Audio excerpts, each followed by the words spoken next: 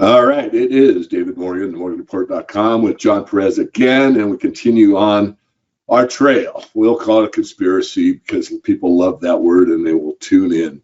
But really, John, this one's interesting. I'm going to call this the Epstein episode, and this may be the Epstein episode 1, 2, 3. We don't know.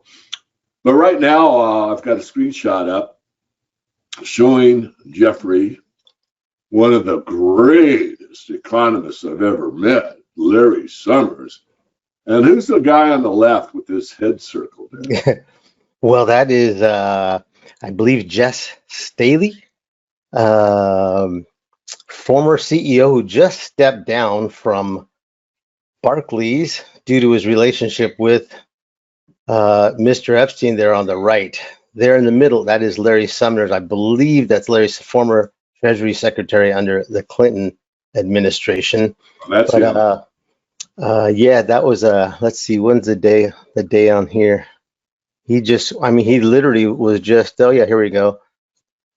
This was on Kitco. Barclays CEO Staley resigns after Epstein probe, 11/1/2021. Barclays chief executive Jess Staley is leaving the bank after a dispute with British financial regulators over how he described his ties with convicted sex offender Jeffrey Epstein. Jeffrey Epstein will be replaced as CEO by Barclays head of global markets, who on Monday pledged to continue his predecessor's strategy. So the strategy is going to continue. I believe that the last two guys that were at Barclays and the current one are all JP Morgan alumni. Now, what's interesting here about Barclays is that back in 2014, they were fined 26 million pounds for rigging precious metals. So there's a lot of JP Morgan, a lot of precious metals rigging, and then right there, you got Jeffrey Epstein with his hands folded, smiling. Who would have guessed that these type of photos would come back and the trail goes back to precious metals and silver? There's a lot more to this story unfolding. John, since I'm already putting the conspiracy word out there for us, is there any body language significance of having that big smile and his arms crossed like that? It doesn't look like it's an arm crossed, I'm defensive. It's like, I own you boys, or am I reading too much into that? Yeah, you look at these photographs and, we're not going to hear in the headline news from any of the mainstream media shows what's going on in these photos. It's rare to see these things published, but there's a lot more going on here. If in fact, in this photo here, there's two more guys on Epstein's left, and right next to him is none other than Bill Gates. And next to Bill Gates is, I believe, a guy, I forgot his name. He was at one point, Epstein listed him as the executor to his estate, the Epstein estate, but he turned it down. So there's a lot going on. That these photographs, here's Jess Staley steps down on 11/1, and this week, what do we have? We have Ghislaine Maxwell is picking her jury, and there was something interesting that came out on Fox News last night, and it's all over the media about her conditions in prison, and I thought it was interesting. It didn't sound like anything I'd expect to hear, but one of the things she mentioned inside her prison cell was that she was being visited continually and by rats in her cell. I thought that was an interesting comment. Now, you would think that by health code, they would have no rats coming into someone's cells, but it may be a hint or a code to something else that's really going on, because we still haven't figured out how Bitcoin and all these anonymous coins have gotten away with so much without any type of regulatory pressure on them. Interesting. So rats being a metaphor for ratting someone out or being a rat or whatever. Well, I'll take the other side just before we move on to the next one. And, we're basing this, a lot of that is kind of conjecture. So what do you say with people that say, well, look, that's just a photograph of the guy. Maybe they didn't know anything about him. Maybe they just had a photo op and happened to be standing right place, right time. I was at a party. They said, hey, come on over, get in the photograph. What do you say to that type of, yeah, well, it could be, hey, I mean, Trump has met Epstein many times and Ghislaine, and he's very open about it. So I mean, this guy he got around town. Everybody knew the guy on Wall Street, and that may be why a lot of people are concerned on Wall Street right now as to what's happening in the Ghislaine Maxwell trial this All right, week. I'm going to cut you off there. Sorry, John, but we got some really hard evidence on the next one I want to show, and that is, all right, John, you know, as an engineer, I am a stickler for facts, and when you sent me this, honestly, I had to put my seatbelt on practically. I know I'm exaggerating slightly, but this is the Jeffrey Epstein network. So take it away, John. Explain this to us. Well, you know, I found this this is public. The website is graphcommons.com. And I found this network here that was so huge. I mean, we're only looking at probably a tenth of the entire network.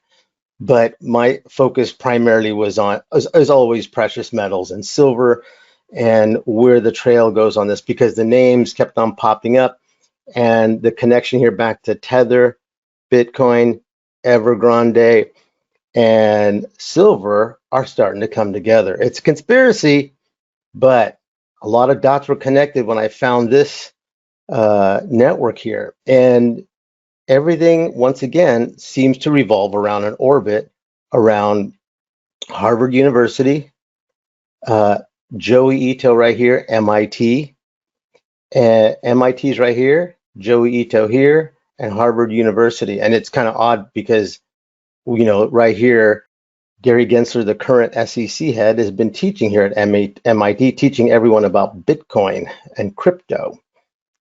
And then we've got a little bit, John. Sorry, let me back you up a little bit, John.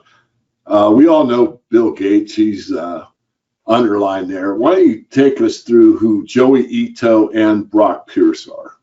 Okay. Up here, Brock Pierce is one of the original founders of Tether, the Tether network. And Tether is the largest stable coin in the world. I believe their market cap's north of $60 billion. And they claim to have $1 to back every US Tether stablecoin that they've printed.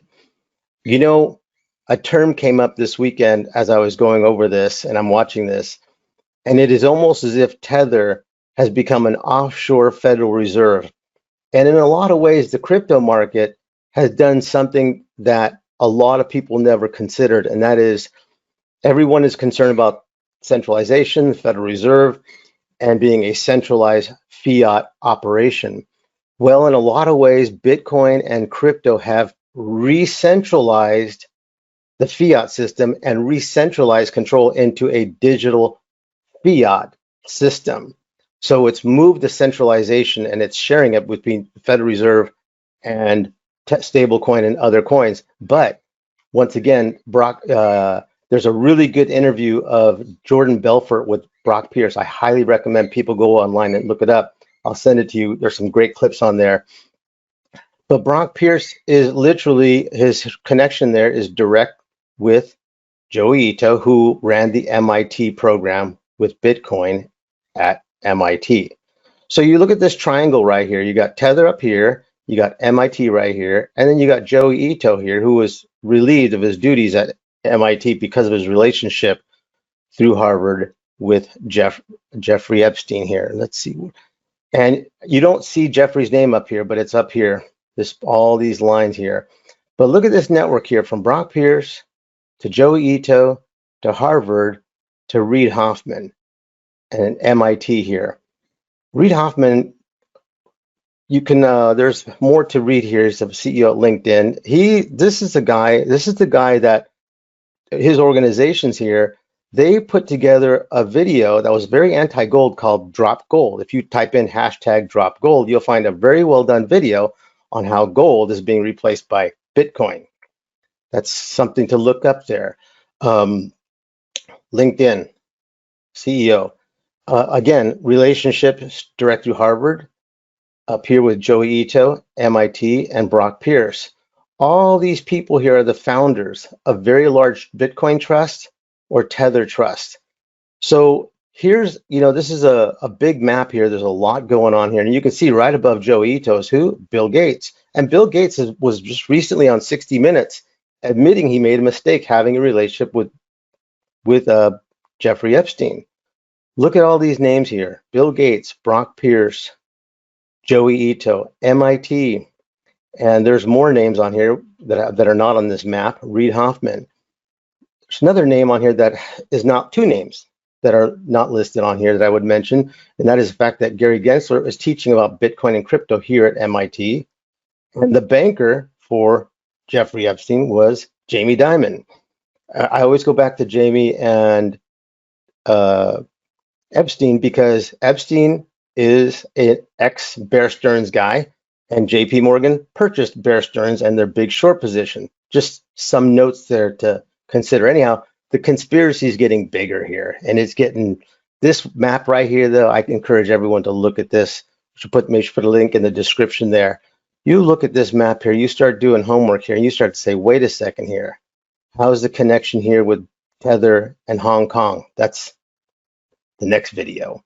But this week is a key week because Ghislaine's coming on trial, and I just watched an interview with Trump and a reporter asking him how he felt about Ghislaine Maxwell.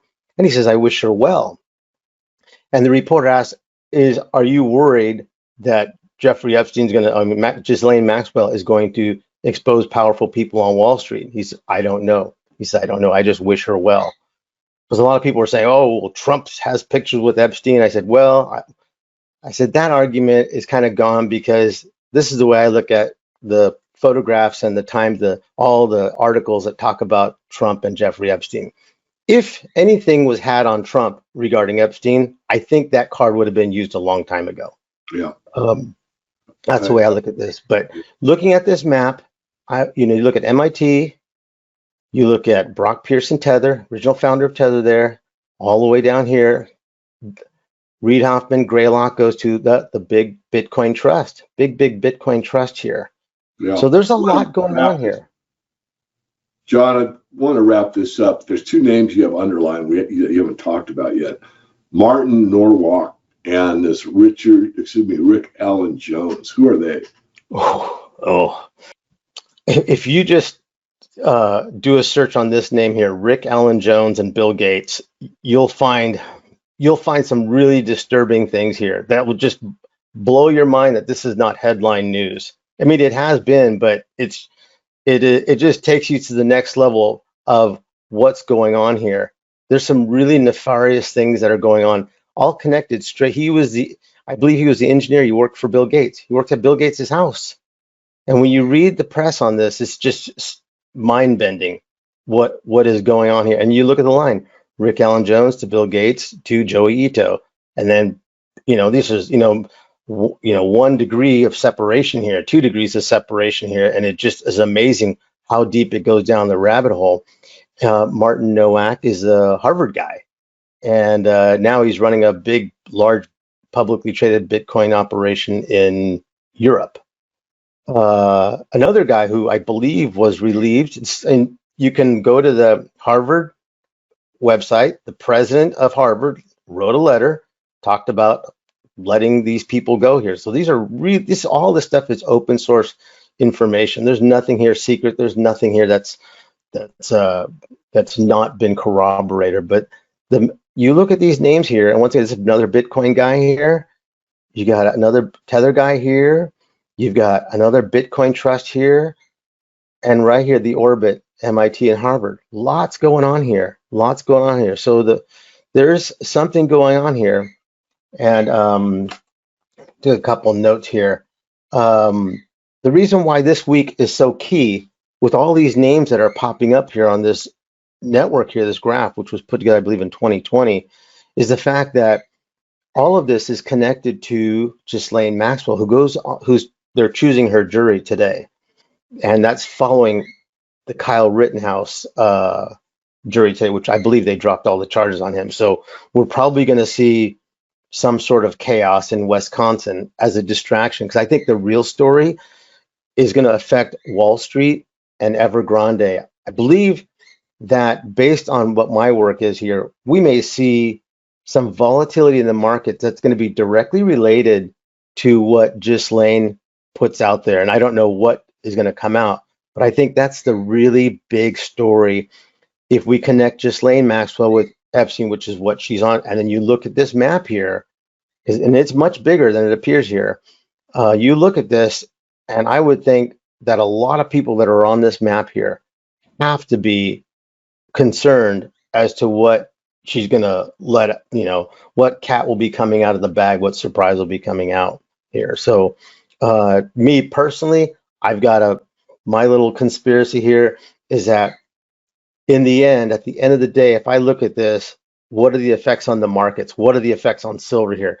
Bullish for silver no matter what, because we're going to see volatility like we've never seen before. But in my opinion, looking at this here, there's going to be an effect here that's going to trigger off an event at Evergrande, which will affect Tether, which will then affect Bitcoin. Now, bailout, money printing. Oh, John, I hear this all the time. Well, the Fed will just bail them out. I said, there's nobody is going to get bailed out at a certain point. Why? I said, because they're all on this list. The people potentially doing the bailing out may be on this network list here. It's just staggering. Just like I said, this little piece here we see on the screen represents only about 10% of how big this network is. And you look on this network, it's all of Wall Street, the biggest names in the world. And so it's going to be a volatile week. I think that we're going to be looking at distractions going on here, because anything to keep the news off of what's going on here with Ghislaine Maxwell. You take a look at the center of the universe here, which is Epstein, his orbit, and all these things are connected to Ghislaine Maxwell. So what's it mean for silver? I think we're going to see $27, $28, $30 silver here really soon. And once we get past that 30 range here, there's going to be fireworks. There's going to be fireworks. And this Tether Evergrande thing, I call it Tether Grande. On the next show, I'll talk about the Hong Kong connection between the Hong Kong banks with Tether and Brock Pierce right here, and how it is directly front line here to Epstein. It's really interesting. Now, that being said, imagine this is public now. Anyone can see this, put this together and speculate from here what's happening here. If people ask, why is this still going on? If this is so, if this is such a bad deal, why is it continuing to go on? I said, well, one only has to look at the amount of regulation that has occurred on the silver markets. Anyone that's a silver trader that was around in 2011 knows there's regulation out there, but it's not in favor of the silver trader and the silver investor. So we still have that same regime going on right now that's really not regulating the market as much as they're managing the market for their friends, as George Carlin would say, for their friends on Wall Street. So there you have it. This map here, I highly encourage everyone to look at these names here and do some research. We'll put the link on here. This is really going to open up a lot of eyeballs here. But Ghislaine Maxwell is the big story this week, along with Kyle Rittenhouse. All right, John, I'm going to go ahead and summarize here. A friend of mine wrote me, and he saw silver will be over 30 in 1 to 2 months, and by January 30th, by the end of January 2022, it will be at 32. So I'll back you up on that. Those are his words. He's been in the silver market a very long time. He's a member of the Morgan Report mastermind for years. So I'm going to summarize briefly. First of all, thank you. I wouldn't have known about this map without your help. I see Tesla Motors is up there in the far right. I'm going to stop there. I don't want to talk about it yet because we have so much more to cover in the next interview. But I think that there's several takeaways, but I think the key takeaway here is what you said about Tether. Tether being equivalent to a central bank. And again, it's also, decentralized finance. It's all DeFi. The people are in control. It's anonymous. We've got the power. We're taking back the power. And all the stuff I really stand for. And you hear it, left, right, and center in the crypto world, day in and day out, But is it really true? When you've got to basically go through the central authority of Tether to do anything? I understand why. I mean, it's pretty obvious if you have any mild conception of how volatile the crypto market is. You need some stability, and Tether provides that. But it's also centralized. I'll let you have the last comment, John. Looking forward to doing the next video. We're going to just keep pounding these out. It may end up being, 2 a week, 3 a week, maybe 5 a week. I don't know. I don't want to overcommit, but a lot's happening, especially with this Maxwell lady getting, get a little warm. Let's say that she's in the pot and the heat's just been turned on. Things are going to be boiling here probably pretty soon. So back to you, John. I'll tell you, to wrap this up here, you look at this little orbit right here of Tether, MIT, Joey Ito, who's, the mastermind here at MIT with Harvard. And you look, this is right here, this circle right here, this loop right here, that if there was a digital crypto offshore Federal Reserve, it's right here, because Tether is based in I believe it's based in Hong Kong. So you've got an offshore entity backing Bitcoin that's based in Hong Kong that claims that they have $1 to back up each Tether, which that is a big question. I don't believe they do. And when the can of worms is opened up here at Tether, this domino is gonna fall over and land right on Tether. And then you look back at the interview that Jordan Belfort had with Brock Pierce, and you're going to see here that something here is going to let loose. But this right here, this is the digital crypto Federal Reserve right here at Tether. This area right here, this is, I would say, the re-centralized digital crypto headquarters right here. John, I want to thank you for your time, and we'll continue this series until, I guess, there's a conclusion. Some of us, myself included, think we're in a very dangerous territory in the whole crypto space right now. And I have cautioned everybody, both publicly and privately, for our private work, that if you are in the crypto space, I'm not against it, but all markets move up and down. And one of my favorite expressions is, when in doubt, stay out. I have a lot of doubt where this market is going in the near term. And I think it's good to take some profits or get out. Even someone that I'm not real fond of, but certainly colorful, and that's Mad Money.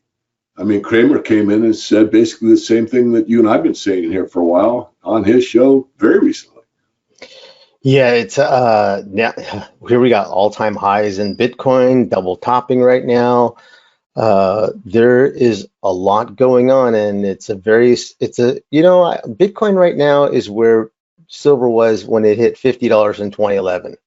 That's, that was a great place to peel off between 45 and 50 range here.